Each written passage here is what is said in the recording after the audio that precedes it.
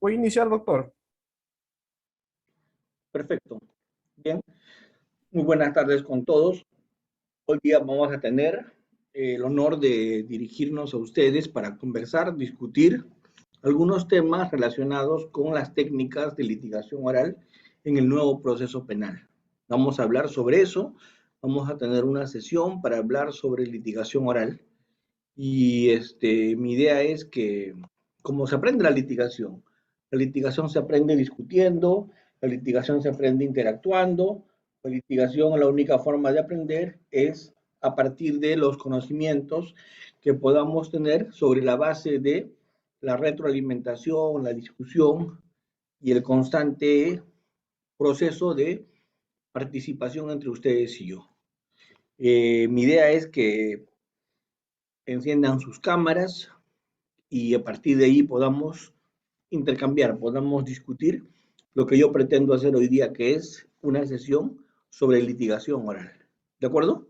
Así que voy a agradecer mucho a todos aquellos que enciendan sus cámaras y me permitan tener una reunión con ustedes.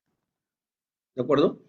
Porque litigación oral no es posible hacerse conmigo hablando y con nombres simplemente allí de personas conectadas. ¿Ya? Así que esperamos un par de minutos. Muchas gracias al doctor Carlos, que es el primero en conectarse.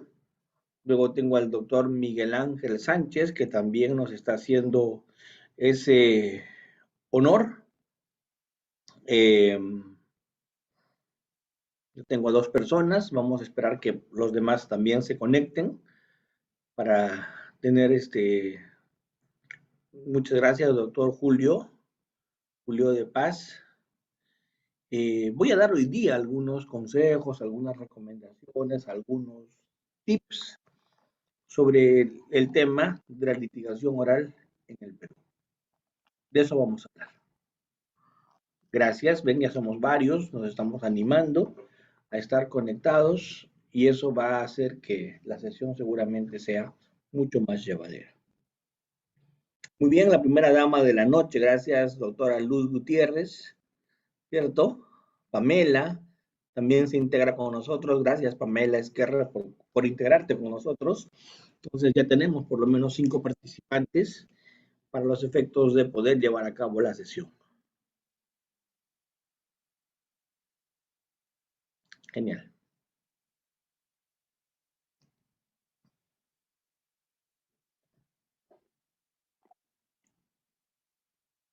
Muy bien. Quiero empezar haciendo algún comentario con relación a nuestro modelo procesal penal. Tenemos un modelo procesal penal en el que litigar tiene ciertas peculiaridades respecto de las cuales no nos podemos olvidar ni las podemos soslayar. ¿Y cuáles son esas peculiaridades que tiene nuestro modelo procesal penal que lo hace distinto al de otros modelos de la región? ¿Cierto? Una de las peculiaridades de nuestro modelo de litigación oral es que creo que el eje más importante del que vamos a partir para explicar todo lo que va a llevarnos a cabo esta tarde es que en nuestro modelo de litigación oral los jueces deben fundamentar, los jueces deben motivar, a los jueces les toca emitir una sentencia justificada, motivada. ¿De acuerdo? Entonces, cuando un juez emite una sentencia justificada, cuando un juez emite una sentencia motivada, la exigencia para los litigantes es mayor. Porque los litigantes le tienen que dar al juez argumentos que el juez pueda reproducir en su sentencia que tiene que ser escrita. Porque una sentencia que no es escrita, que no está justificada de manera interna y de manera externa, va a ser una sentencia nula. Únicamente una sentencia va a tener validez, únicamente una sentencia va a ser útil cuando va a estar justificada de manera interna y de manera externa. Entonces, litigar con un juez que va a sentenciar de manera motivada, litigar con un juez que va a sentenciar de manera justificada, es bastante más complicado que litigar con un juez que no va a motivar. Porque cuando un juez va a motivar a ese juez, yo le tengo que alcanzar en la litigación prácticamente un proyecto de sentencia. Prácticamente le tengo que llevar un proyecto de sentencia para que a partir de eso el juez decida. Sin embargo, cuando el juez no va a motivar, cuando es un jurado, por ejemplo, como el de los modelos adversariales, como el modelo de Estados Unidos, que es un jurado el que se va a hacer cargo de la sentencia, el jurado no motiva. Por lo tanto, si el jurado no motiva, litigar con el jurado es muchísimo más fácil, porque va a bastar convencer, persuadir al jurado. Si el jurado se convence, si el jurado se persuade, me va a declarar absuelto, no culpable, simplemente con razones tal vez subjetivas, porque no las va a motivar. Por lo tanto, lo que a ese jurado le ha podido llevar a tomar una decisión es su íntima convicción, su subjetividad, o de repente su objetividad. Lo cierto es que este jurado no motiva, no fundamenta. ¿Se entiende? Entonces, cuando un jurado no motiva, cuando un jurado no fundamenta, me entra la duda. Me entra la duda porque lo primero que pienso es, ¿este jurado habrá resuelto con la razón o habrá resuelto con el corazón? ¿Qué es lo primero que puedo pensar cuando un jurado no motiva? ¿Qué opinan, doctores?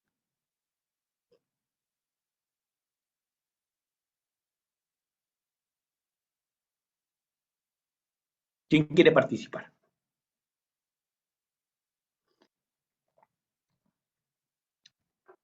Si un jurado no motiva, si un jurado no motiva, es muy probable que ese jurado, cuando haya resuelto, lo haya hecho de manera emotiva.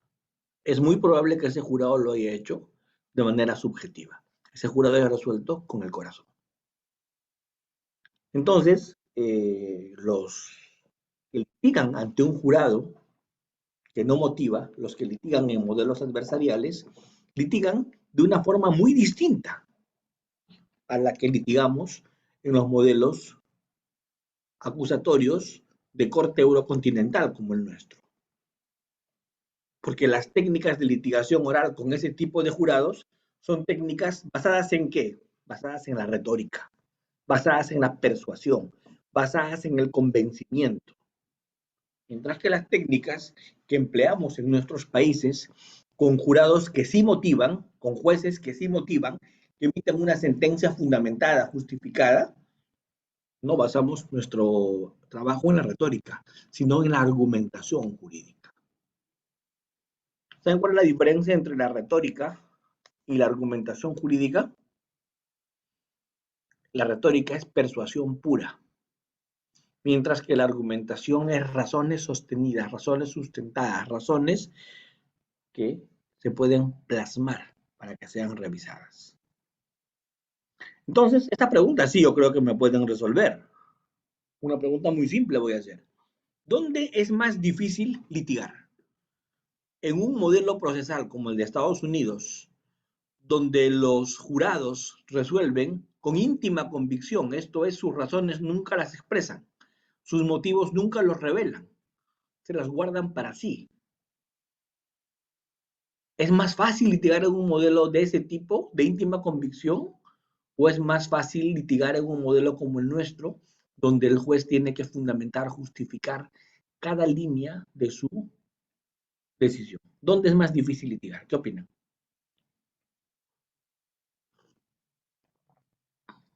¿Qué creen? ¿En cuál modelo será más difícil litigar? En un modelo como el nuestro, ¿Por qué? ¿Por qué, Zulén? ¿Por qué? Cuéntame, ¿por qué? como le estaba mencionando, ¿no? Requiere de una mayor argumentación. Y se suele ver que, por ejemplo, en el caso de Estados Unidos, trabaja mucho con la jurisprudencia. En cambio, nosotros somos más inclinados para la ley. Perfecto.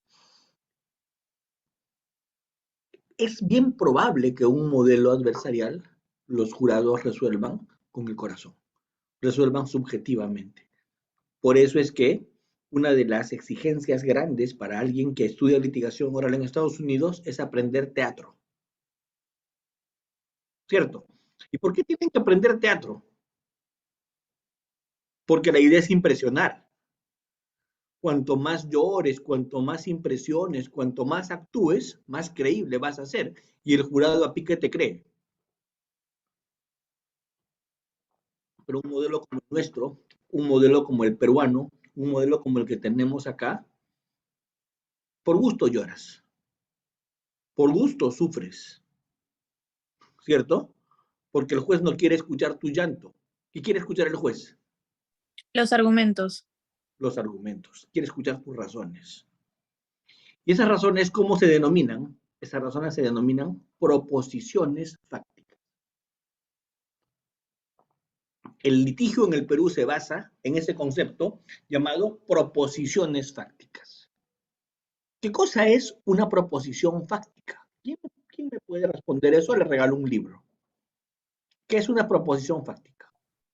Quiero hacer una afirmación más que nada, ¿no? Que es respecto al caso que están tratando en concreto, para que así, para que el juez, si le llega a creer, ¿no? Va a poder así satisfacer lo que viene a ser la teoría jurídica, básicamente. Caliente, caliente, caliente, caliente. Está por ahí, pero todavía no centras la definición. Excelente, estás bien cerca. Una intervención más como esa y tú vas a ser la feliz ganadora del texto. ¿Quién puede tener otra idea de lo que es una proposición fáctica? ¿Qué cosa es una proposición fáctica? ¿Puedo dar un aporte? Claro que sí, Zulián, me encantaría. Podríamos decir que una preposición fáctica vendría a ser como lo mencionaba mi compañera, o sea, es la afirmación de un hecho, pero para que en este caso sea aceptada por el juez, va a tener que tener suficiente base o argumento para que se pueda probar el hecho. Ya, pero vamos, escúchame. Esta parte, si ustedes la entienden, tal vez nos tome unos minutos, pero si ustedes la entienden, van a abrirse paso muy fácil en litigación oral. ¿De acuerdo? Zulián está con una idea interesante y Luz también. Las dos han dicho algo bien coherente y bien interesante, sin duda. Pero hay algo que nos está faltando, centrar el concepto. Yo voy a tratar de hacerlo en los siguientes minutos. Miren, Doctor, puede ser lo que dicen mis compañeras, que es una afirmación de un hecho prácticamente, pero tiene que creérsela, creo que se tiene que ver con más con el juez. En el caso concreto, los hechos de afirmación, ¿lo debe creer el juez? sí, pero además de que los deba creer el juez porque está basado en prueba, requiere algo adicional. Esa afirmación sobre hechos es lo que tú vas a probar en el juicio. Esa afirmación sobre hechos es lo que va a ser objeto de prueba. Esa afirmación sobre hechos es lo que tú vas a acreditar vía testigos, peritos, documentos, objetos, ¿cierto? Pero hay algo que le falta a esa afirmación sobre hechos para hacer proposiciones fácticas. ¿Qué le falta?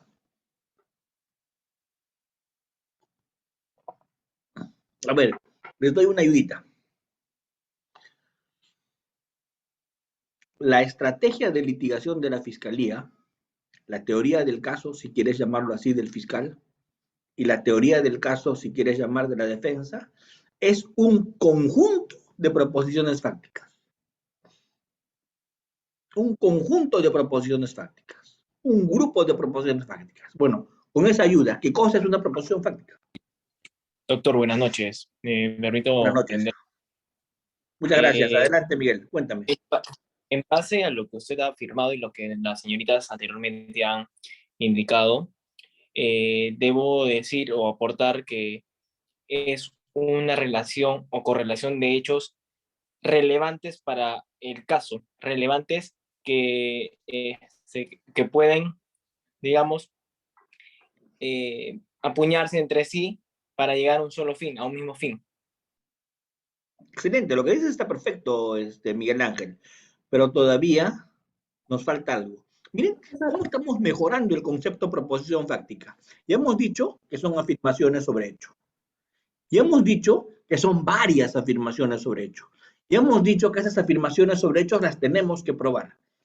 Y Miguel Ángel le ha agregado algo adicional que es muy importante. Miguel Ángel le ha agregado algo, ya ha dicho, que son relevantes y se concatenan entre sí. Ya está, estamos bien cerca de la definición. ¿Qué nos falta para que sea proposición fáctica? Doctor, buenas noches. Adelante, doctor. Entonces ya podríamos hablar de que si es el conjunto de proposiciones fácticas, estaríamos hablando de la imputación concreta que se le hace a un individuo en relación a algún hecho delictivo que está este, establecido en la ley, ¿no? Como los delitos. Sí, más todavía nos hemos acercado, pero nos falta el detalle final para definir una teoría del caso. Para definir, perdón, una proposición fáctica. Nos falta el detalle final. Profesor, entonces, básicamente podemos decir que son ideas, ¿no? Que van a forzar nuestra versión, ¿no? Dicho ya sea frases simples o coherentes, o bueno, y coherentes, ¿no? Estos van a adquirir lo que viene a ser un contenido de declaraciones de los testigos también, para que así pueda tener un tipo adecuado del tipo penal, ¿no? Por eso es Sí, que las proposiciones fácticas son las pruebas, básicamente. O, no, o no son las recaen en pruebas, pruebas. o no se puede, o No, no. no, a ver, Luz. ¿Qué es una proposición fáctica? Ya lo hemos dicho, son afirmaciones sobre hechos. Son hechos que se afirman. Es una Las proposición fáctica. declaraciones de los testigos. Claro, las declaraciones de los testigos es con qué se va a probar la proposición fáctica. Eso es con qué se va a probar. Pero no es la proposición fáctica. A ver, les voy a poner un ejemplo de una proposición fáctica. A ver, el corte que le realizó le generó una incapacidad médica, pues fue en la pierna y le impidió caminar, le generó una incapacidad de 14 días. ¿Cierto? Esa es una proposición fáctica. Es una afirmación sobre hechos, ¿correcto? Le Un realizó un relato, corte, son le relatos. realizó un corte de 7 centímetros en la rodilla que le impidió caminar por 12 días. Esa es una proposición fáctica. Doctor, ¿y por qué es una proposición fáctica? Porque es lo que vas a probar en el proceso. El fiscal tiene que probar eso, proposición. Es lo que estás proponiendo probar, proposición fáctica. Es lo que propones probar respecto de hechos. Ya está. Pero ¿por qué es relevante? Porque satisface un elemento de una teoría jurídica, eso les faltó. La teoría jurídica que el fiscal está imputando es robo, ¿cierto? Y dentro del robo, un elemento agravante, ¿cuál será? ¿Lesiones o no? Y esa afirmación que acabo de hacer, ¿satisface el elemento lesiones como agravante del robo o me equivoco?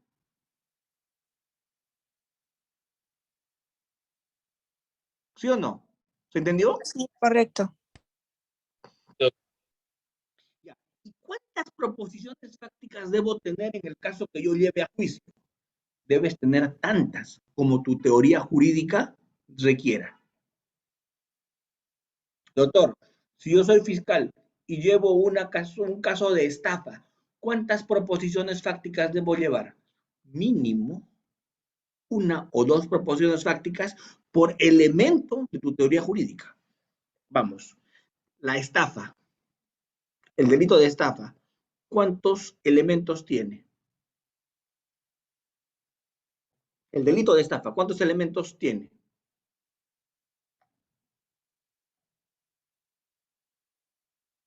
Para que haya estafa, ¿qué tiene que haber? Dos partes. Sí, pero ¿qué tiene que haber? ¿Qué se tiene que cumplir según la norma para que sea una estafa? ¿Qué tiene que haber? Engaño. Muy bien. Ese es el primer elemento de la estafa, engaño. Yo tengo que llevarle al juez, si soy fiscal, una afirmación que satisfaga el primer elemento, que es el engaño. Y la proposición fáctica respecto al engaño, ¿cuál será? Le dijo que le vendía un inmueble, ¿cierto? en la cantidad de $150.000, que era de su propiedad, ubicado en el Malecón 325, segundo piso. Eso es el elemento engaño. ¿Por qué? Porque eso no era de su propiedad. Ese bien era ajeno. ¿Se entiende? Ese es el hecho que satisface un elemento de la estafa. El más importante, ¿cuál es? El engaño suficiente, el engaño típico. Doctor Almanza, ¿y con qué lo vas a probar eso? Fácil, pues. Los documentos de registros públicos o no, que demuestran que esa no era su casa. ¿Se entiende? Muy bien. Otro elemento de la estafa, ¿cuál sería?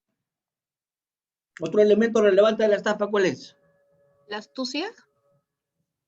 No, la astucia es lo mismo. Es engaño, astucia, ardid, son elementos sinónimos. El desprendimiento patrimonial. Ese, muy bien. Ese es otro elemento de la estafa, el desprendimiento patrimonial. Cuando le engañó, creyó y entregó $100.000 y firmó letras por los $50.000 restantes. ¿Es el otro elemento de la estafa o no? Disposición patrimonial. ¿Estamos? ¿Cómo vas a probar eso? Recibo, depósito por $100.000, letras por los 50.000 restantes. ¿Entiendes? Entonces, ¿cómo estás litigando? Litigar es ejercer pura proposición fáctica. Si eres fiscal, todos los delitos tienen elementos y tienes que llevar una proposición fáctica, una afirmación por cada elemento y la tienes que probar. Doctor, si hago eso, ganas todos tus juicios como fiscal. Los primeros 15 juicios, y lo digo en una clase que está grabada a nivel nacional, los primeros 15 juicios en la Corte Suprema, con el nuevo Código Procesal Penal, los llevé yo como fiscal adjunto. Y los 15 los gané. ¿Por qué? Porque trabajé pura proposición fáctica, pues. Puras afirmaciones que satisfacían elementos de la norma. Y esas afirmaciones las probaba. Yo le decía al juez riéndome en el alegato de clausura, a ver, absuelve, a ver, absuelve. Porque para absolver, ¿qué tendrías que decir? ¿Que falta algo o no? Y yo pregunto, ¿y faltaba algo? Sí habría faltado algo si mi proposición fáctica estaría falta de prueba. Faltaría algo si mi proposición fáctica sería débil y la defensa me sobrepone una proposición fáctica más fuerte. Ahí faltaría algo. Pero si yo hago una buena labor de proposiciones fácticas, ganas los juicios. Doctor Almanza, usted es un excelente fiscal, entonces todo lo que tiene gana. No, hermano. No es verdad, no es así. Porque así como llevé 15 acusaciones y las 15 las gané, archivé como 20, o sea, sobreseí como 20. Doctor Almanza, ¿y por qué sobreseí como 20? ¿Por qué? Porque no pude construir proposiciones fácticas, ¿me entiendes? Entonces, si no pude construir proposiciones fácticas, ¿qué digo? Sobreseo. ¿Y por qué sobreseo? 344, último párrafo. No puedo probar lo que imputé. ¿Estamos? Doctor, y si el juez eleva en consulta al fiscal de superior jerarquía su sobreseimiento, miraré al superior en el Ministerio Público y le diré, señor fiscal supremo o señor fiscal superior, según yo sea provincial o superior, desázname, desázname, dime cuál es la proposición fáctica que yo no pude encontrar. ¿Entiende? Porque si me devuelve un mamarracho de dictamen mi superior y me dice que yo ejerza la acción penal y acuse, y no me dice cuál es la proposición fáctica, se lo devolveré. Y le diré, señor, con todo respeto, no me ha traído la proposición fáctica que yo debo usar. Le pido que precise. ¿Me entienden? ¿Por qué? Por una razón, mis queridos doctores. ¿Y cuál es la razón? Litigar es absolutamente estratégico en nuestro modelo en el Perú. Es absolutamente estratégico. ¿Por qué? Porque las sentencias se motivan y se justifican. Porque las sentencias se escriben. Y cuando un juez sentencia y te condena por estafa, dice, engaño. Este hecho encuadra en engaño. Ese engaño causó error. Este hecho encuadra en error. Ese error generó disposición patrimonial. Este hecho encuadra en disposición patrimonial. Y este hecho encuadra en perjuicio, que es el último elemento de la estafa. Y esos hechos están probados con esto, con esto, con esto y con esto. Por lo tanto, el delito se ha cometido y te vas a la cárcel. ¿Estamos? ¿Cómo se llama lo que acabo de hacer? Justificar, motivar una decisión. Y así en el Perú es la cosa. Porque si el juez no motiva así, su sentencia es nula. Se la revocan y lo votan. Por lo tanto, si el juez va a sentenciar así, justificando, ¿qué tengo que hacer yo cuando litigo? ¿Darle el trabajo listo o no? ¿Me siguen? Debo llevarle el trabajo listo. Le debo llevar el trabajo servidito. ¿Para qué? Para que el juez lo ejecute. Doctor Almanza, ¿y eso solamente es para el fiscal? ¿O también para el abogado defensor puede servir? Yo pregunto, ¿las proposiciones fácticas solo usa el fiscal o también lo puede usar el abogado defensor? ¿Qué opinan? Aparte, doctor.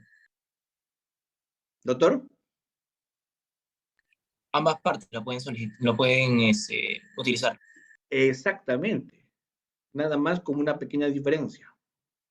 ¿Saben cuál es la pequeña diferencia? El fiscal siempre usa proposiciones fácticas. Las proposiciones fácticas son indispensables para el fiscal. Él tiene que usarlas siempre. ¿Por qué? Porque el fiscal siempre hace imputaciones. Porque el fiscal siempre lleva una teoría del caso, ¿cierto?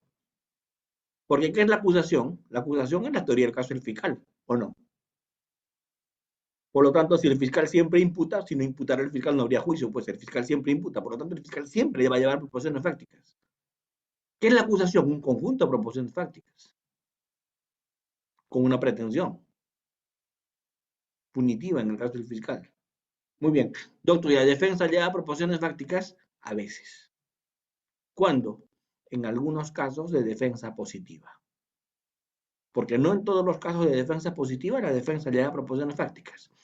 No en todos los casos de defensa positiva lleva proposiciones fácticas. Y en defensa negativa nunca lleva proposiciones fácticas. ¿Estamos? Explico con un poquito más de detalle. Explico con un poquito más de detalle. A ver, con un poquito más de detalle lo voy a explicar. Miren, Fiscalía, MP, hace la tarea. Esto es acusa. La acusación pasa a la etapa del control de acusación y estamos en el juicio. La acusación pasó el control y estamos en el juicio. Si estamos en el juicio porque la acusación pasó el control de acusación, ¿están conmigo? ¿Sí? ¿Qué se va a discutir en el juicio? La acusación del fiscal. ¿Para qué es el juicio? Para debatir la acusación del fiscal. La agenda en el juicio es debatir la acusación del fiscal. Y sobre la acusación del fiscal, el abogado defensor tiene varias posibilidades. La primera, hacer defensa negativa. ¿Qué es hacer defensa negativa? El abogado se para y dice, mi cliente tiene algo que decir. Y desde alguna esquina su cliente grita como cierto expresidente, ¡soy inocente! ¿Se acuerdan? Ya está. ¿Qué ocurre cuando eso pasa? Defensa negativa. Pero es un tipo de defensa negativa. Defensa negativa que alega inocencia. ¿Estamos? Pero hay otro tipo de defensa negativa. El cliente simplemente guarda silencio. Ni siquiera dice que es inocente. No habla nada. Mi cliente se va a coger ¿a qué? Al silencio. Esa es la otra defensa negativa. Algunos abogados optan por defensas negativas y algunos por la primera defensa negativa y otros por la segunda defensa negativa. El abogado que dice que su cliente es inocente va a apelar a la presunción de inocencia y va a decir la inocencia que mi cliente alega se presume. No tengo que probarla. ¿Cierto? Pero el abogado que alega el silencio no está diciendo nada. Por lo tanto, ni siquiera va a alegar presunción de inocencia. Lo que él va a decir es, mi cliente es inocente, está ejerciendo su derecho constitucional a guardar silencio. Ahora, yo les pregunto, a ver, dígame con toda sinceridad, ¿las defensas negativas son recomendables? Estamos en un curso de litigación oral. ¿Son recomendables o no? ¿Qué opinan? Es una forma de defensa, la defensa negativa. Es una forma de litigación aceptada, la defensa negativa. La pregunta es recomendable? Sí son recomendables porque creo que el abogado les recomienda que guarden silencio hasta que se demuestre lo contrario, ¿verdad? Pamelita, eso en investigación te lo puedo aceptar. ¿De acuerdo? Pero Ok. en el juicio funciona igual. No, pero creo que él sale como, por ejemplo, por lo que se ve en los juicios de que ellos declaran también y juran que no dirán solo la verdad y no mentirán mediante el juzgado, ¿no? Pero no toman juramento al procesado, como tú sabes. No toma juramento. A ver, yo te pregunto, a ver, Pamelita, pero me vas a responder tú desde el fondo de tu corazón, ¿sí? ¿Ya? Ya. ¿Entiendes? Dime, ¿tú crees que el juez es un ser humano o porque el juez ya se vuelve divino? No, es un ser humano. Y lamentablemente, como dicen que a veces creo que los jueces también en su forma cuando van a responder la demanda o van a fundar, creo que también lo fundamentan subjetivamente, ¿no? Porque piensan también en una posición de ellos. Pero hay algunas cosas que a los jueces les ayudan a decidir, pero no lo pueden poner en la sentencia escrita, ¿cierto? Ah, claro, claro. Pero eso le ayudó a decidir. Eso le generó convicción, pero no lo pone en su Claro, justificación. ¿Cómo se llama eso? Contexto de descubrimiento. Es lo que te convenció, pero ¿sabes qué? No lo puedes poner por escrito, pero te llevó a convencimiento. ¿Se entiende? claro. Sí, sí entiendo. Y ahora yo te pregunto una cosa. Si viene tu amiga y te mete un chisme y te dice, Pamela, tu enamorado, ¿cierto? Tu enamorado estaba saliendo de tal lugar con tal persona. ¿Es una imputación a tu enamorado o no? Sí, Ya tú vas donde tu enamorado y le preguntas, ¿cierto? claro. Y tu enamorado te dice, mira, Pamela, estamos entre abogados, vas a disculpar, pero voy a cogerme a mi derecho a guardar silencio. ¿Tú qué piensas? Por ejemplo, él guardaría silencio siempre y cuando le demuestre lo contrario, creo yo, ¿no? No, pero Porque te él me... pregunto, no, pero no te me escapes de la pregunta. Tú lo estás Claro, es encarando, lo justo, estás sí es pechando a tu justo porque enamorado. claro, es justo porque yo también me pongo en la posición que él venga y yo digo, pero si estamos entre abogados, tengo el derecho a guardar silencio y si quieres me crees, si quieres no me crees. Ya, la pregunta es, ¿tú le creerías si guarda silencio? ¿Qué pensarías de él si guarda silencio? Es tu enamorado. No, si Duda. guarda silencio es dudoso, pues, pero prácticamente cuando una persona dice no, es no, y cuando dice sí, es sí, ¿no? Es dudoso. Entonces, si tu enamorado guarda silencio respecto a una imputación tan seria como te es infiel, ¿qué piensas de él? ¿Que te está mintiendo o te está diciendo la verdad? Que me está mintiendo. Por supuesto, y el juez también va a pensar eso de un procesado que guarda silencio. Lo que pasa es que el juez no Claro, va a ser tan estúpido de ponerlo en su sentencia. claro, claro. Pero el juez igual está pensando, no, este se está quedado callado porque esto, el que es inocente se defiende, alega, responde, no, este es culpable. Eso piensa el juez. Ahora, ¿no lo va a poner en su sentencia? Pues claro que no, ¿cierto? Entonces sería una forma de interpretación del mismo juez. Pero no lo va a escribir en su fallo. Claro, claro, eso sí, no lo va a escribir, pero es la forma de lo que le interpreta el mismo juez. Por ejemplo, un juez puede interpretar de una manera, pero el otro juez puede interpretar de otra manera, por el simple hecho que solamente guardó silencio. O Exactamente. porque también dijo que era inocente, pero también tiene una duda de que no sea inocente. Exactamente. Entonces, por eso es que es mejor, yo les aconsejo, porque estamos en un curso de litigación, ¿qué les aconsejo? Nunca creas que el juez es divino. El juez es de carne y hueso, es un ser Pues humano como nosotros o no. sí, Y así como tú con tu enamorado prejuzgas si se ha quedado callado es porque es culpable, el juez también prejuzga. Así que es una estrategia malísima en el juicio que tu cliente guarde silencio. Tu cliente puede guardar silencio en toda la investigación y eso es lo que cualquier abogado bueno le recomienda a su cliente, ¿cierto? ¿O no? En investigación que se quede callado todo lo que quiera. Sí, el hasta que juicio. llegue un abogado y pueda declarar con él. O con abogado y todo, guarda silencio. Total, estamos en Sí, investigación. Que el fiscal haga su vida, pues que el fiscal construya su hipótesis sin mi cliente, ¿cierto? sí, Pero cuando ya estás frente al juez que va a decidir sentado, guardar con el juicio, silencio en el juicio es algo que yo lo vería entre comillas. comillas. Sí. Claro, les diría, evalúenlo bien, Ujú. evalúenlo bien. ¿De acuerdo?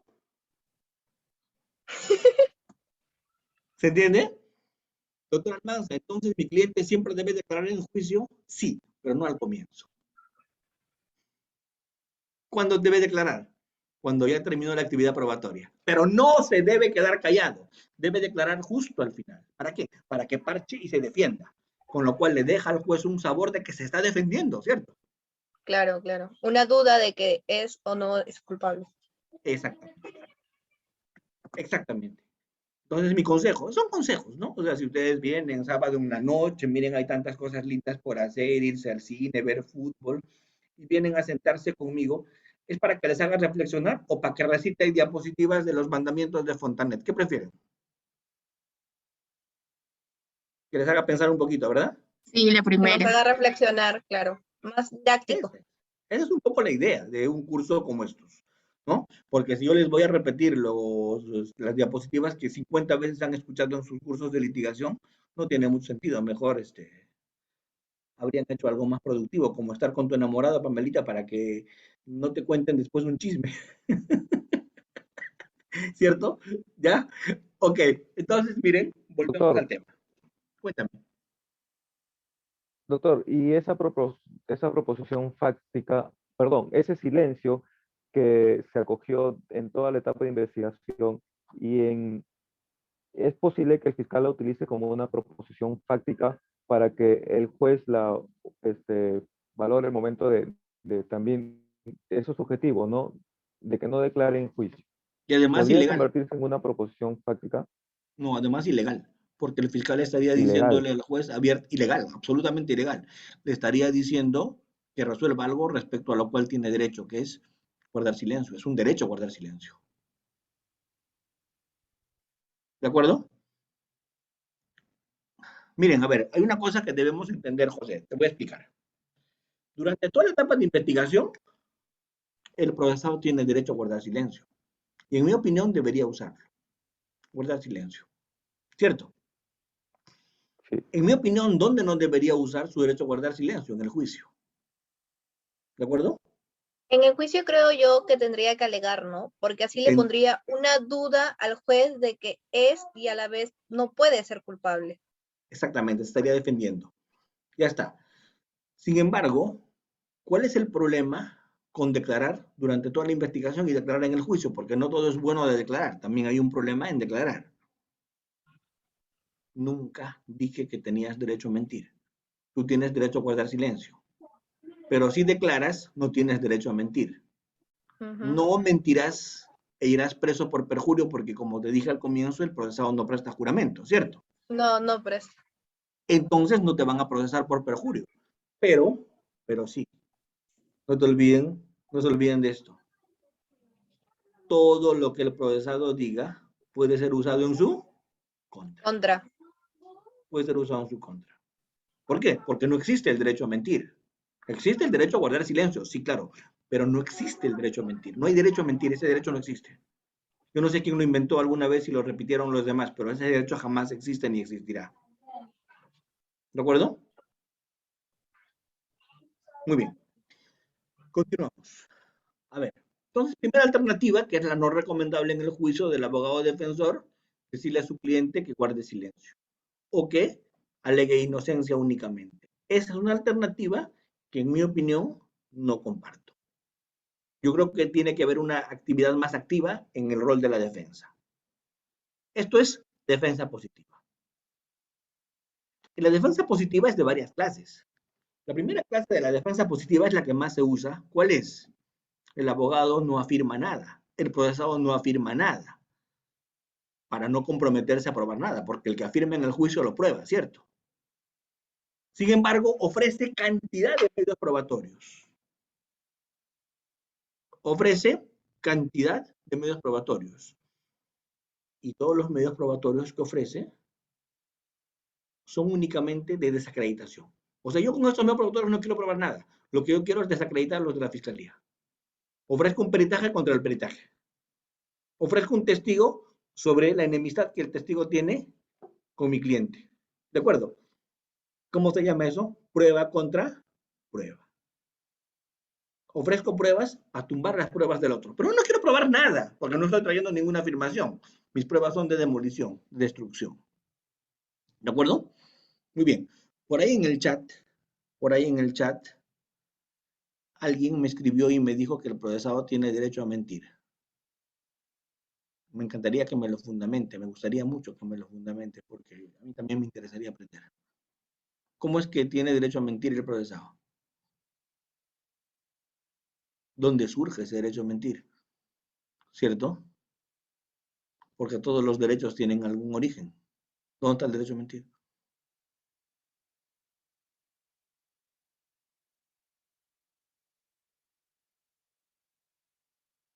Existe el derecho a mentir. Los derechos son subjetivos. Y los derechos tienen una acción. Cuando yo tengo un derecho, al ser un derecho subjetivo, ese derecho tiene siempre, y cuando digo siempre, siempre, no hay excepciones, cuando yo tengo un derecho, le debo exigir al juez que me lo haga valer. ¿Y cómo le debo exigir? Vía tutela judicial efectiva. Cuando yo tengo un derecho, señor juez, tengo derecho, por favor, que se me haga valer. ¿Cierto? ¿Cómo exigirías que te hagan valer tu derecho a mentir? No me pueden condenar porque tengo derecho a mentir. ¿Así dirías? ¿Cómo harías valer tu derecho a mentir? ¿Qué tendrías que decir para que exista ese derecho a mentir?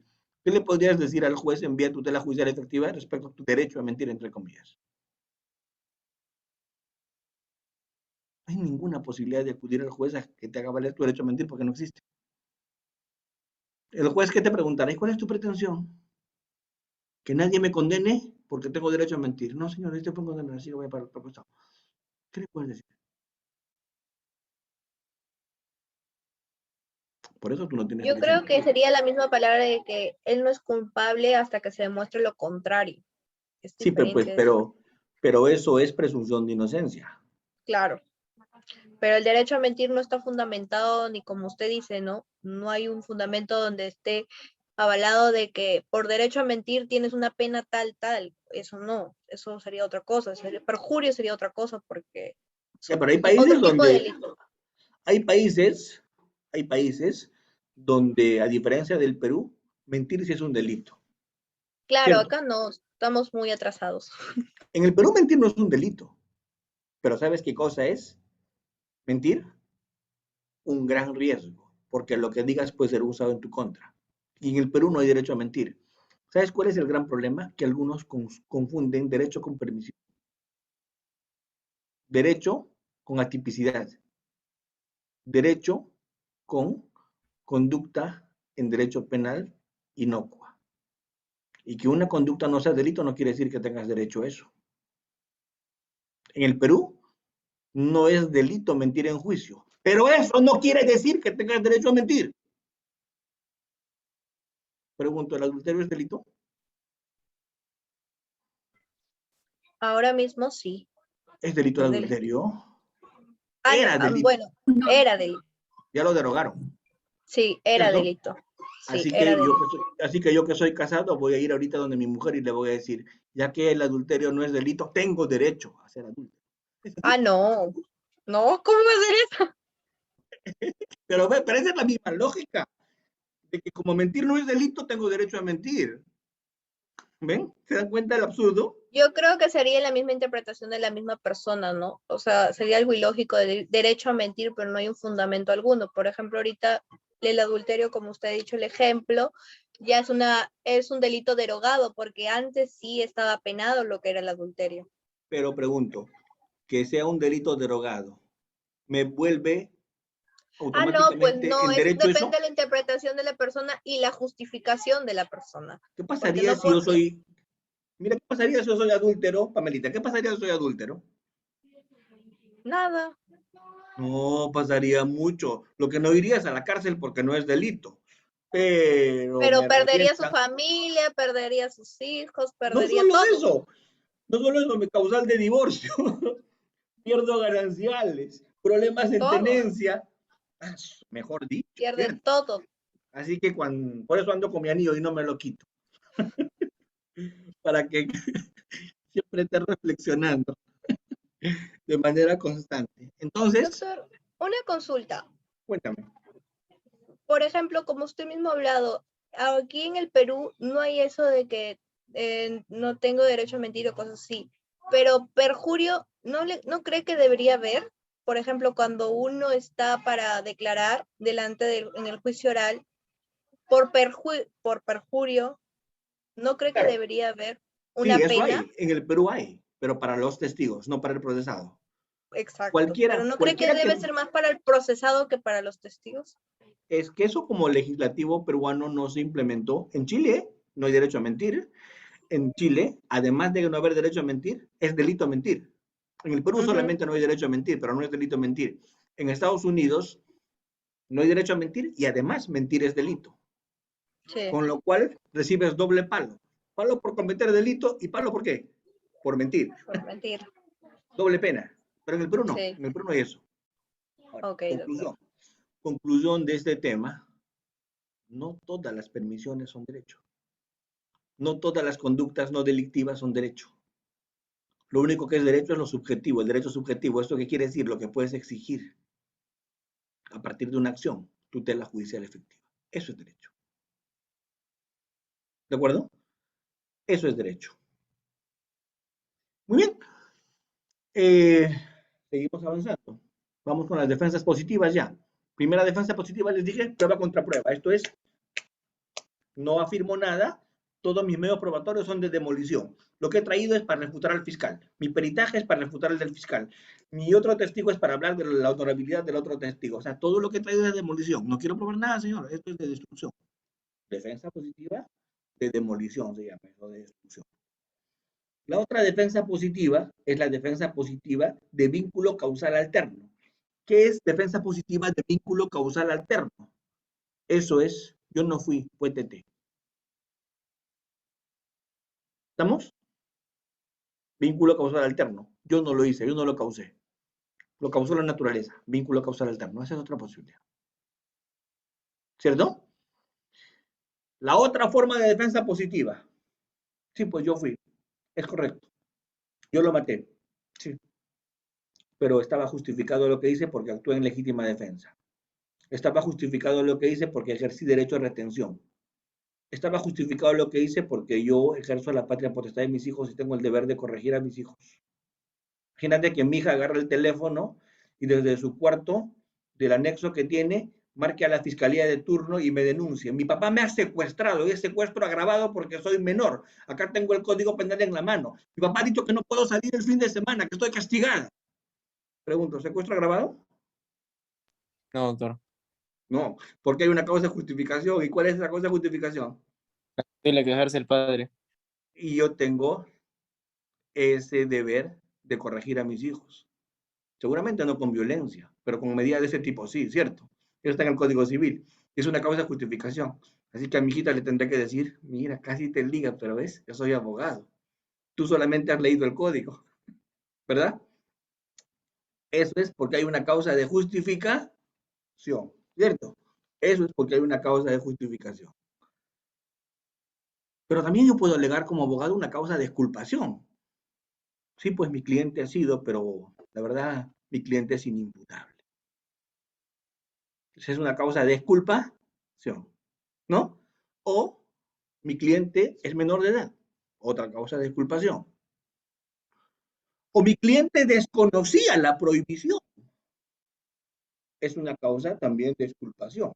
Siempre me acuerdo de este caso del Cusco que me hizo en ese momento sorprenderme, pero después lo entendí. Es un tipo que llega al Cusco, tenía 19 años creo, y en una discoteca se conoce con un grupo de chicas en el Cusco, y una de las chicas tenía 13 años. Y tienen relaciones sexuales. ¿De acuerdo? Pero como la chica no vuelve a su casa, su mamá le empieza a buscar. Y las amiguitas le dicen, se ha ido al hotel tal con un pata que ha conocido ayer en la discoteca. ¿Estamos? La mamá va a la comisaría operativa o plum, le caen en el hotel y le encuentran, pues, con la chica. ¿Cierto? Con la niña. ¿Saben qué dijo el turista? Y yo estaba hasta ahora impresionado y con su abogado al costado. En su declaración, ¿va a declarar? Sí, señor, va a declarar. El tipo era un noruego. Hablaba muy bien español. ¿Va a declarar? Sí, señor. ¿Usted sabía la edad de la agraviada? Sí, señor.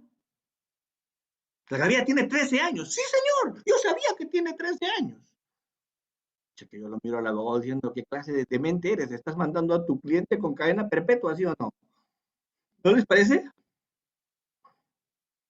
Y el abogado voltea y me dice, fiscal, entiendo su sorpresa, pero sígale preguntando. Yo no le pregunté más, no se me ocurrió más que no preguntar. Yo estaba patidifuso, dije, este lo quiere volver peruano de por vida a su cliente, ¿cierto?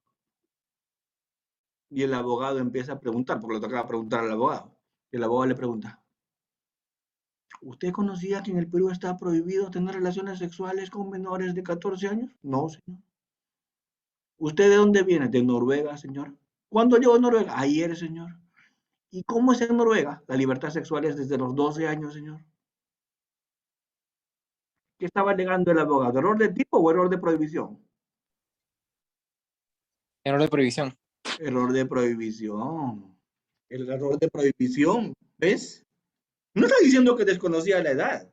Sí sabía, pero lo que no sabía es que estaba prohibido y había llegado ayer. Por lo tanto, era un error de prohibición invencible.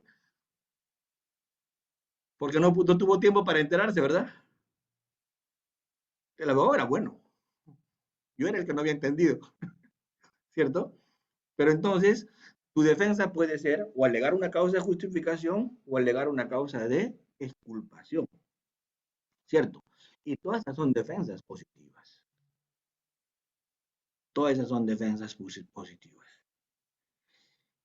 Vuelvo, son las posibilidades. El abogado opta por cualquiera.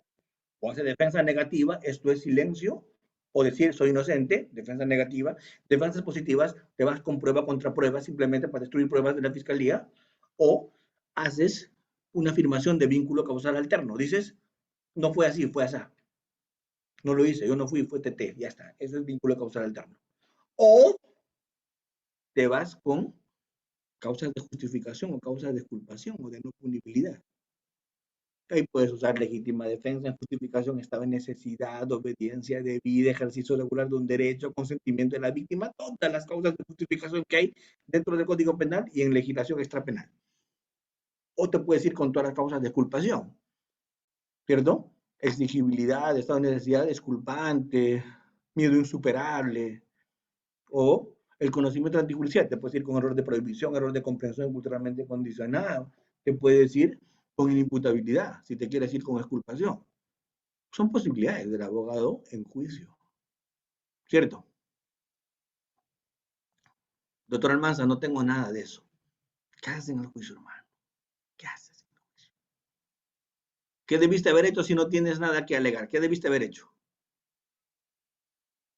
Una terminación anticipada. Ah, Una colaboración eficaz, si es un tema de crimen que corresponde. El crimen organizado. De lo contrario, una terminación anticipada. Pero ¿qué haces en el juicio si no tienes proposiciones fácticas que presentar? Porque pregunto, si alegas legítima defensa, la legítima defensa tiene elementos también. Y cada elemento tiene que tener una afirmación, que es una proposición fáctica que lo satisfaga y lo tienes que probar. Cualquier elemento de la teoría jurídica, legítima defensa, estado de necesidad, obediencia, todas las figuras tienen elementos. Y si vas a alegar a esa figura, tienes que llevar elementos descompuestos de esa figura y a cada elemento de la figura su hecho, y ese hecho probarlo. De lo contrario, está haciendo el juicio a cualquier cosa, menos a litigar. ¿Se entiende? Porque el juicio es estratégico, el juicio es programático, el juicio es con un dibujo de ejecución, el juicio no es improvisación. Todo tiene sentido si trabajas sobre la base de proposiciones fácticas. Doctor, entonces, ¿eso cómo se llama? Eso se llama en litigación oral la parte más importante, que es la planificación. Planificar un juicio es lo más fregado que hay. Cuando ya lo has planificado, no importa, cualquiera lo puede litigar. Los estudios jurídicos grandes se cuidan mucho de litigar casos AG. Yo le llamo casos AG cuando son de corrupción, de lavado de activos, ¿cierto? Ahí los cerebros del estudio hacen el dibujo de ejecución, hacen la estrategia.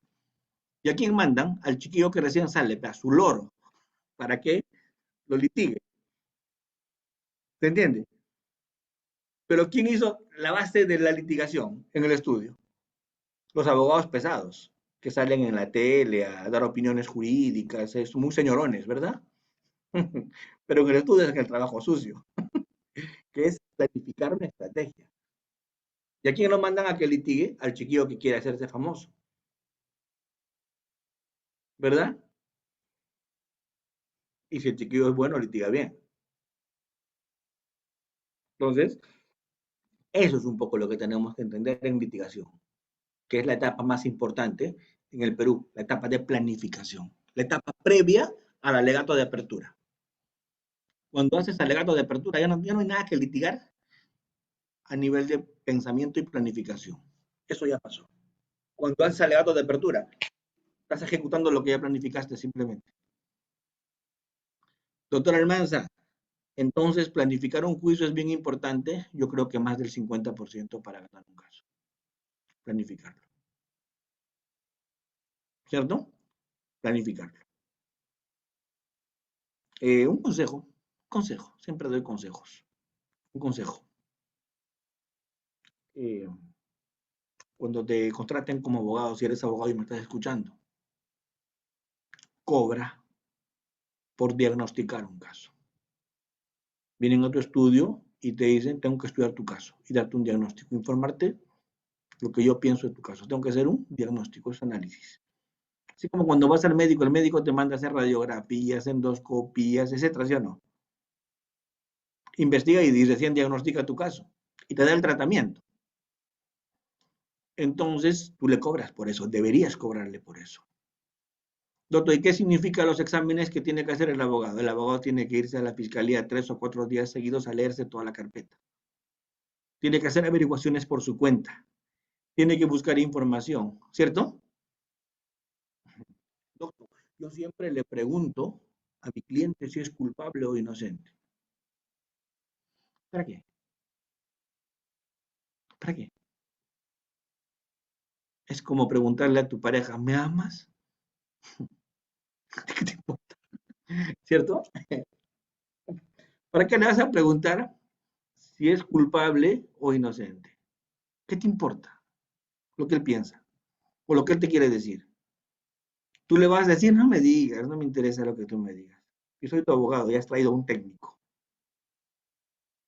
Es como que tú vas al médico y le dices, tengo tal cosa. El médico te dice, es que no sabes lo que tienes, ¿para qué venimos? ¿O no? Cuando tú llegas, el abogado te hace el diagnóstico. Y el abogado va, revisa la carpeta, chequea todo, busca, averigua, investiga por su cuenta.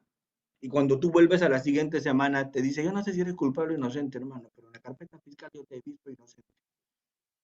No tienen un caso en tu contra, yo te puedo sacar. Pero yo, no me interesa, no me digas si eres culpable o inocente, no me interesa. ¿Entiendes? Si eres culpable, guárdatelo para ti. Y si eres inocente también. Yo en esa carpeta que he estudiado no te he visto culpable y lo puedo probar en el juicio. O puedo evitar que lo prueben lo contrario. ¿Estamos? Y eso es lo que te ofrezco. Este es el tratamiento. Mis honorarios son tanto. Por el tratamiento, ya me pagaste por el estudio. Si quieres, quedas en el estudio. Si no, te vas. Total, ya le cobraste por hacer el estudio, ¿cierto? Doctor, ¿y qué tal si lo vi culpable? Ah, si lo viste culpable, siempre hay la posibilidad de alegar algo más favorable o no. Si lo viste culpable, puedes darle la receta y la receta puedes decirle es una terminación anticipada. Mira, la verdad es por qué te vas a meter tú todo el pleito. Si hay 4 personas involucradas, ¿por qué no hacemos una colaboración eficaz? ¿Cierto? porque no vemos esa posibilidad. Tú le vas a dar el tratamiento. Y el cliente te va a decir, no estoy de acuerdo con el tratamiento. No te preocupes. Vaya con Dios, hermano. Gracias. Hasta luego. Sigue la flecha. Dibuja una flecha en tu estudio. Y que se vaya donde otro, ¿verdad? ¿O no? ¿Por qué te vas a desacreditar como abogado haciendo un papelón en el juicio? ¿Por qué lo vas a hacer? ¿Que te vas a pagar $100,000? ¿Por qué vas a hacer un papelón? Tu honorabilidad como abogado vale mucho. ¿Para qué lo vas a perder? ¿Cierto? Tú le das el tratamiento. Esto yo lo aprendí de abogados de estudios grandes, de abogados muy serios, de abogados de peso.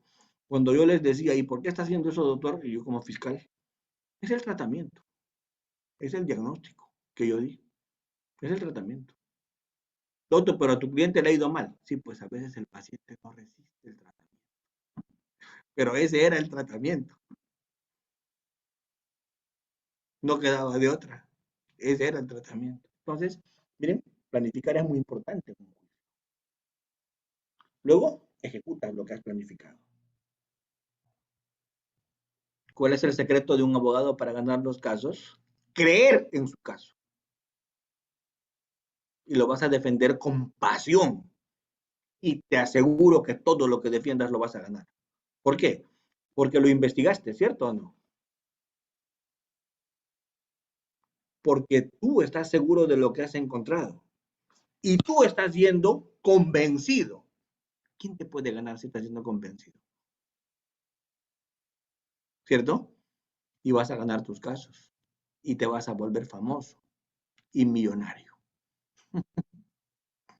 ¿Por qué? Porque cuando seas famoso por serio, cuando seas famoso por efectivo, cuando seas famoso por abogado preciso, te van a buscar y tú vas a cobrar lo que te dé la gana y te van a pagar. ¿De acuerdo? Habían 4 o 5 alumnitos en mi universidad donde yo enseñaba, con los que hablaba de estos temas. Ellos salieron e hicieron exactamente lo que yo les había dicho. Hoy día cuando me ven en la calle a veces ni me saludan, porque pasan con su chofer, les está yendo muy bien, ¿de acuerdo? Pero se han vuelto serios, ¿no? Tienen mucho prestigio, escogen sus casos, litigan lo que corresponde y son los más caros. Si me pides mi opinión es esa, de cómo se litiga. Todo es planificación, todo es preparación, todo es precisión. Cuando ya entras en el tema de la alegación, esto ya es la segunda etapa de la litigación, ya toca presentar lo que has preparado. ¿Y dónde presentas lo que has preparado? Cuando haces algo que se denomina alegatos de apertura. El alegato de apertura o presentación inicial. Es el anuncio que le haces al juez de tu caso. Doctor Almanza, ¿cómo debo anunciar al juez mi caso en el alegato de apertura? Como te expliqué hace un momento, vía proposición fáctica. El anuncio tiene que ser vía proposición fáctica. Doctor, pero así no he visto en las películas americanas. Sí, yo sé que no. Yo sé que has visto Mi primo Vini, Se presume inocente, Cuestión de honor, Filadelfia, El exorcismo de... Yo sé que toda esa basura la has visto, yo sé. Y ahí no se hace así, no, pues, no jamás. Porque eso es otra cosa, ¿cierto? Yo te estoy diciendo cómo se litiga en el Perú. Y en el Perú litigio es proposición fáctica. Cuando haces alegatos de apertura, proposiciones fácticas. ¿Cómo así, doctor? Empiezas diciéndole, señor, estoy trayendo un caso de estafa. Como usted sabe, la estafa tiene estos elementos. Y acá le voy a demostrar estos hechos. El hecho tal que satisface el elemento engaño. Y lo voy a probar con esto y con esto y con esto que vendrá acá al juicio. Como sabe también, la estafa tiene este elemento, que he traído este hecho, que encuadra en ese elemento y lo voy a probar con esto. Con lo cual el juez, no, este tipo es serio. Ya está listo para escucharte y ver la actividad probatoria o no. Para ver si cumples tu promesa. Y como vas a cumplir porque todo lo tienes preparado, en la sentencia, ¿qué le vas a decir? En el alegato de clausura, ¿qué le vas a decir? ¿Se acuerda que le dije que vendría? Bien. ¿Se acuerda que le dije que esto lo probaría? Ahí está, lo probé. Por lo tanto, lo que le prometí cumplí. Me olvidaba. Mi contraparte también ofreció mucho y nada cumplió. Tu chiquita. ¿Ves? Eso es litigar en el Perú. Planificación pura. Mapa, dibujo de ejecución, hoja de ruta, guía. Nada al azar. Nada improvisado. Todo lo que haces en litigación se basa en tus proposiciones fácticas. Doctor, ¿cuándo contraexamino? Cuando te afectan tu proposición fáctica. Si no te afectan, ¿qué te importa? ¿Para qué vas a desconcentrarte y contraexaminar? ¿Cuándo objeto? Cuando te afecta. Todo lo que haces está pensado en qué? En tus proposiciones fácticas. Doctor, si todo lo tengo planificado, cuando hago examen directo, ¿qué le pregunto al testigo? Lo que ha venido a decir respecto a tu proposición fáctica. ¿Lo dijo? Chao. Siguiente. Siguiente. Siguiente. Siguiente. Y vas marcando en tu hoja de ruta todo lo que vas logrando. Al final miras y dices, ya tengo todo. Y en el alegato de clausura lo reproduces. Doctor Almanza, y si usted es fiscal y en el juicio se le cae una proposición fáctica fundamental, me ha pasado. Me ha pasado en el juicio que se me cayó una proposición fáctica fundamental. Entonces, ¿qué busqué? Reconvertir en otro delito. ¿Cierto? Pero como ya no podía, me tocó ponerme de pie y decirle al juez, retiro mi acusación. ¿Estamos? Te vas con dignidad, ¿cierto? Porque lo que has ofrecido ya no lo puedes probar.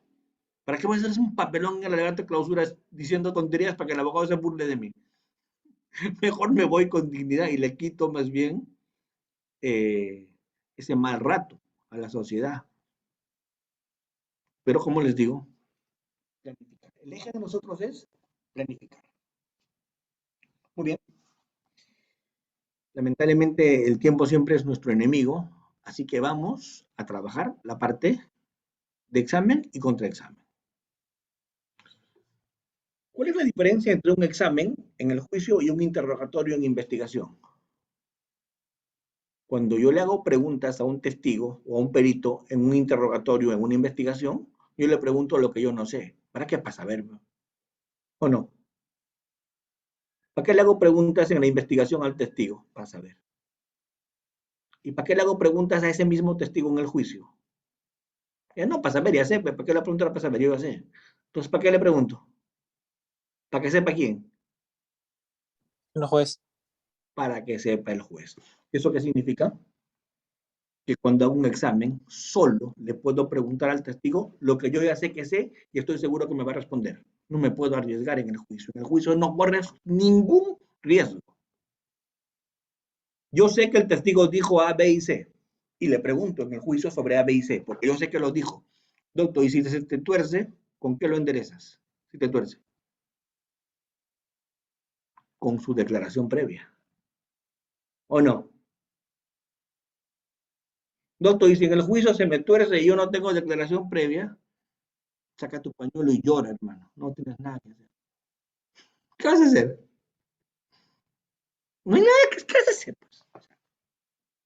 ¿Quién te mandó a arriesgarte a hacerle preguntas suicidas en el juicio? Es que de repente sabía, no sabía. O dijo lo contrario a lo que tú pensabas escuchar. ¿Y cómo le refutas? No tienes con qué. ¿Eso qué quiere decir? Litiga sobre seguro. Al testigo le preguntas lo que estás seguro que va a contestar. ¿Por qué? Porque tienes que refutarle si miente. Doctor, ¿solamente en el examen directo funciona eso? No, en el contra, sobre todo en el contra. En el examen directo también, pero también en el contra. ¿Por qué? Porque jamás te puedes arriesgar. En el contra le preguntas solo lo que tú sabes que sabe el testigo de la parte contraria y le puedes refutar con su declaración previa, con un video, con una foto, con un documento. Y si no le puedes refutar porque no estás seguro que le puedes refutar, no le preguntes. Porque te puede responder cualquier cosa y ¿con qué le vas a refutar? No tienes con qué. ¿Estamos? Entonces, ese es el examen directo. Es concreto, es puntual. ¿Cuáles son las técnicas? Hay que diferenciar estrategia. De todo lo que hemos hablado ahorita es estrategia. Hasta este momento hablé de estrategia. Esto es como trabajo, estrategia. Esto es cómo planifico, estrategia. Cómo armo, estrategia. Cómo concateno, estrategia. ¿Cómo tengo listo? Estrategia. Cuando empiezas a hablar, ya viene la técnica. Y una de las técnicas más difíciles de litigación es litigar con los tiempos actuales. Porque los tiempos actuales nunca se guían en Justicia TV. En Justicia TV no son juicios, esos son shows, ¿cierto? Ya está, esos son shows. O sea, lo que ves en Justicia TV es show. Ya. No te guíes ahí. No. Siempre guíate en la vida real. ¿Y cuál es la vida real? Juzgado que tiene 20, 30 juicios al día, audiencias 15, 20, ¿cierto? Esa es vida real. En el que cuando te paras en esas áreas de audiencias, el juez te dice, abogado, tiene 5 minutos. ¿Cuál es la técnica más difícil? Decir todo lo que tienes que decir en 5 minutos. Porque a veces cuando estás en la introducción procesal se acabó tu tiempo. Pero doctor, todavía no empiezo. Su tiempo terminó, colega. Qué horrible, ¿verdad? No alcanzaste a decir nada, ya te cortaron. Eso es técnica, saber utilizar el tiempo. Técnica. Saber hacer preguntas abiertas y cerradas, sentando bases. Técnica para el examen directo.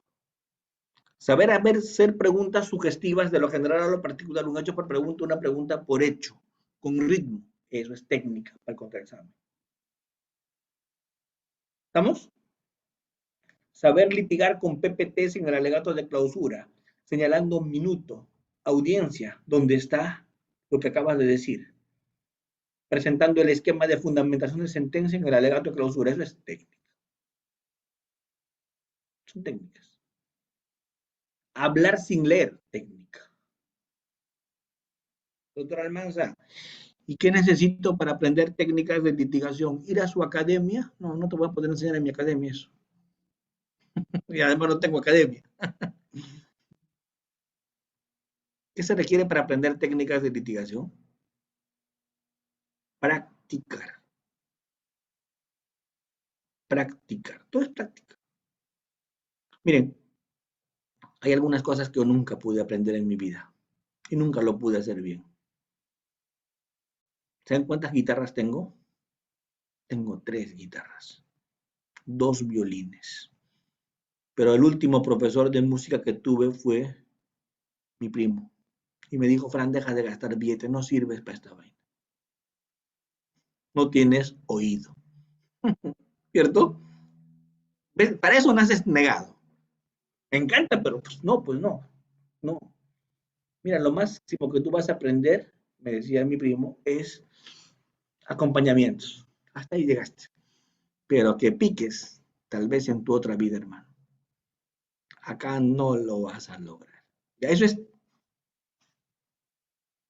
Pregunto, ¿para cantar qué necesitas? Voz. ¿Sí o no? Para litigar no necesitas eso. Para litigar, ¿qué necesitas? Práctica simplemente. Y por favor, hazme caso. Práctica. Doctor, una técnica me han dicho que es tener buena memoria. Sí, pues la memoria también se consigue con la práctica. Nadie nace con buena memoria. La memoria es como tu barriga chelera. Cuanto más chela le pones, más crece, ¿sí o no? Igual tu memoria. ¿Tu memoria cómo es? Cuanto más te ejercitas, más crece y tienes mejor memoria. Y un abogado que tiene buena memoria es temible, porque habla sin leer, porque habla y persuade y convence. Yo pregunto, hasta este momento lo que yo estoy hablando, ¿se ha entendido? Sí, doctor. Sí, doctor. ¿Usé diapositivas? No. ¿Sabes qué habría pasado si hubiera usado diapositivas en un tema tan denso como este? Ustedes estarían durmiendo felices. Porque me habría dedicado a leer diapositivas y ustedes estarían diciendo, maldita mi suerte, otra vez hablando lo mismo. Estas diapositivas se las vi al doctor tal, al doctor cual, circula entre todos los ponentes. ¿Me entienden? Pero, ¿qué cosa estoy empleando yo como técnico hoy día? Memoria, facilidad para simplificar conceptos, lo explicarlo de modo sencillo, no complicarme ni lucirme como persona, sino hacer que entiendan. ¿Cierto? ¿Eso qué es? Técnica. Eso es técnica. ¿Al juez le interesa que le escuelees en derecho o el juez sabe derecho? Pues conoce el derecho. Sí, y rara vez vas a tener que escuelearle en derecho, tendría que ser una teoría novísima, pues. Pero anda, explícale pues lo que es el hurto al juez o lo que es la violación sexual, si ha visto 700 casos en ese año. Que le expliques lo que es la violación, te va a mirar pero con una cara de asco, como diciendo, ¿y tú crees que no sé? ¿Qué le interesa al juez? ¿Qué le interesa al juez? Los hechos. ¿Y cómo se lo vas a probar? Y usa tu tiempo en eso. Pregunto, ¿le interesa al juez cuando le haces un alegato, cuando le planteas un tema del apellido materno del agraviado? ¿Le interesa? ¿El número de DNI le interesa? ¿La dirección exacta le interesa? ¿Y para qué pierdes el No. tiempo en eso? Cuando tú hablas, hablas de lo esencial y vas a ahorrar mucho tiempo y vas a ser menos aburrido. Miren el alegato que yo voy a hacer a continuación. Me van a decir cómo queda.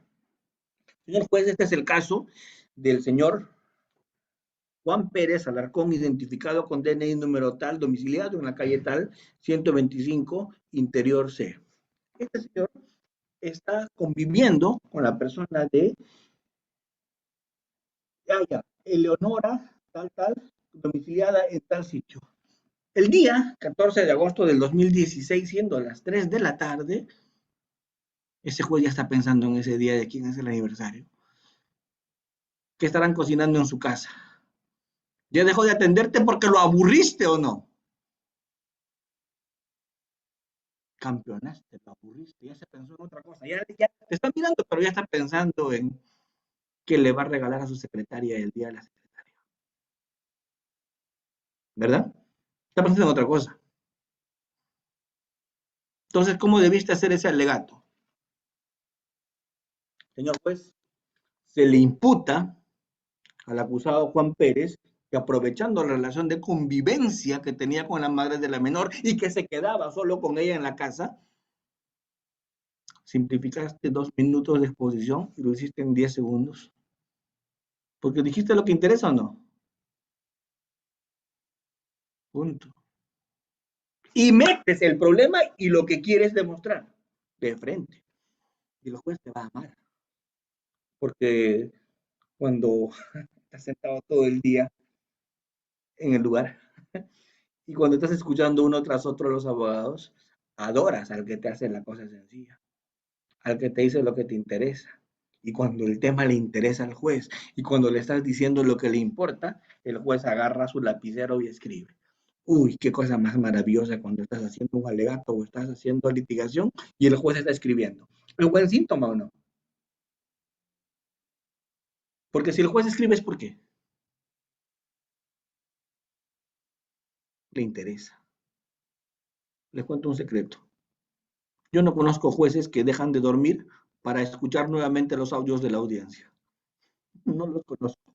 Porque también un juez tiene vida, ¿no? Tiene familia. No creo que se vaya a su casa a ver los videos o a escuchar los audios de las audiencias. No creo que lo haga. El juez sentencia con sus apuntes. ¿Cierto? Y cuando hagas tus alegatos de clausura, esto también es técnica, siempre llévale tipo proyecto de sentencia. Proposiciones fácticas, vía, tal, elementos, hechos, medios probatorios actuados en el juicio, página tal, documento tal, audiencia tal, hora tal, minuto tal, testigo dijo esto, tal, tal, tal. El tema, listo, servidito. Y haces tu alegato así, con diapositivas. Claro, el alegato de clausura tiene que ser con PPTs. Yo siempre lo comento. Yo cuando voy a mis alegatos, cuando eran presenciales, yo iba siempre con mi USB. ¿Cierto? ¿Y qué iba en mi USB? Mis alegatos, mis PPTs. Y siempre que terminaba y se acercaba un personal de la sala y me decía, el director de debate dice si le puede pasar sus PPTs. ¿Una maravilla o no? Pregunto, ¿es buen síntoma o mal síntoma? Buen síntoma, doctor. Claro. Entonces yo le daba ahí feliz. Venga, por favor.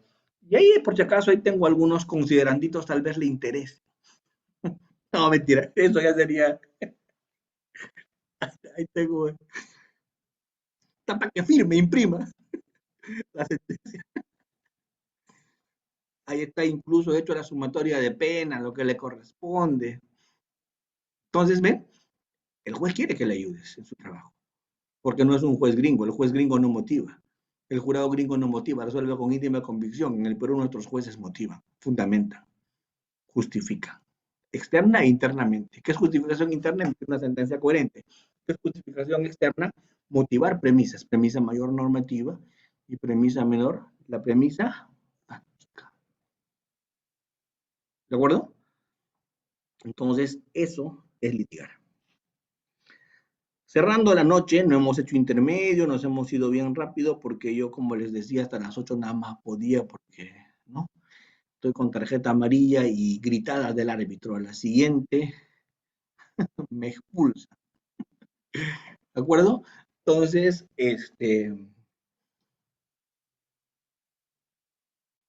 recomendaciones para exámenes directos, para contraexámenes. Practique, practique. ¿Y cómo se practica? Practica solo. No necesitas ir a talleres de litigación para practicar. Siempre que puedas, ustedes que son chicos que me están escuchando, los abogados que me están escuchando, que ya tienen experiencia, no necesitan practicar tanto eso porque ya más o menos lo han hecho en su vida mucho, ¿cierto? Lo digo para los chicos. Practiquen. La oratoria se aprende practicando. ¿Sí? Practiquen. Yo siempre que estaba aprendiendo litigación tomaba la palabra, santo en mi suegra y hablaba. Mi mujer me decía, ¿quieres mucho a mi mamá? No, estoy practicando litigación, ¿cierto? Y es más creíble cuando hablo algo en lo que no creo, ¿verdad? Estoy practicando mi litigación, ¿verdad? Entonces, estoy practicando, pues, eso siempre. Hasta con las cosas en la casa, practica, con los objetos. Le hablas hasta la taza y con la taza practicas. ¿Cómo? ¿Eres de color guinda? Sí. ¿Tienes un asa? Sí.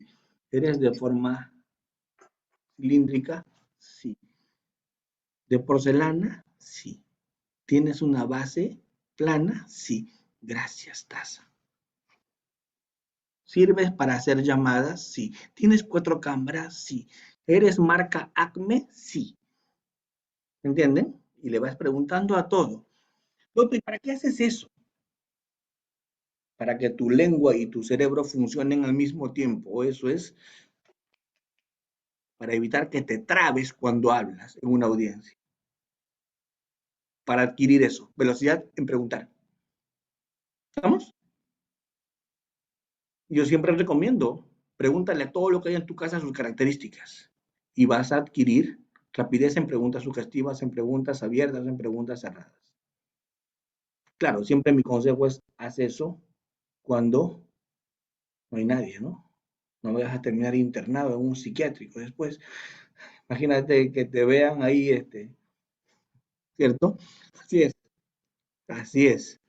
Claro, te van a meter en un manicomio. No van a entender que estás practicando litigación, ¿verdad? ¿Cierto? Por lo que siempre les cuento, yo practicaba a veces con mis chiquitas cuando volvían del nido. En ese tiempo estaba aprendiendo litigación. Venían y con ellas practicaba litigación. Nadie quería practicar conmigo, así que, mi amor, ¿cómo te fue en el nido? Papá, hemos ido a la piscina. ¿Y qué hicieron? Ah, nos hemos metido al agua. Y hemos nadado con unos tubos y hemos aprendido a patalear y luego a meter en la cabeza y sumergirla en el agua. ¿Y qué más? Ah, el Gerardo se cayó, se golpeó su cabeza porque estaba corriendo sin sandalias, pero no era fuerte. Ah, mira, ¿y su mamá supo que se cayó? Sí, le contaron. Entonces, ¿qué estoy haciendo? Estoy averiguando la vida de mi hija, estoy conversando con ella con lo que le pasó en el nido, ¿cierto? Estoy aprendiendo a hacer preguntas abiertas y cerradas, ¿verdad? Y ahí toca hacer preguntas sugestivas. Mi amor, no te vayas, ven. Hijita, ven. Entonces fueron al nido, sí. Y del nido le llevaron a la piscina, sí. Y se bañaron, sí. Y con unos tubos circulares aprendieron a patalear, sí. Y metieron su cabeza en el agua, sí. ¿Qué estoy haciendo? ¿Preguntas de qué tipo? ¿Abiertas, cerradas o sugestivas? Sugestivas. Y mi hija me mira y me dice, papá, ¿estás bien? No, mi amor, respóndeme nomás. Y Gerardo se cayó, sí, se golpeó su cabeza. Sí, papá, ¿eres tarado? No, mi amor, estoy practicando litigación, ¿cierto? Porque ya pues estás practicando. Doctor, en mi casa nadie quiere practicar conmigo. Afuera busca, pues. Alguien querrá, ¿verdad? Pero practica, practica, practica, practica, practica. Y eso es, y lo vas a lograr. Y lo vas a lograr. Creo, después de tantos años viendo el nuevo modelo procesal penal, después de casi 12 años litigando con el nuevo modelo yo, creo, estoy casi convencido que en litigación todo lo puedes aprender de manera autodidacta, como practicando por ti mismo. ¿Sí? Doctor, y si me voy a un curso de litigación oral, tal vez puedas aprender algo, pero 1 o 2 cursos, no más. El resto es práctica en tu cancha, práctica tuya, destreza tuya. Hablas frente a un espejo, te tomas el tiempo, gesticulas, te pones cositas en la boca para pronunciar mejor, juegas con tus timbres de voz, bajas, levantas, te exaltas, subes. ¿Vieron hoy día que yo jugaba con mi voz cuando hablaba o no? ¿Ven? Juegas con tu voz, usas el lenguaje corporal, ¿sí? ¿El lenguaje corporal es importante cuando hablas o no? ¿Por qué? Porque hay algunas personas que son auditivas, pero hay otras que son visuales, ¿sí? A ver, voy a hacer una encuesta con Orlando, con Esquer, Pamelita y con Julio. ¿Quién más quiere prender su cámara y participar en la encuesta? ¿Quién más? Carlos y Miguel Ángel. Muy bien. A ver, a los que les ha parecido interesante la sesión, levanten conmigo el dedo índice.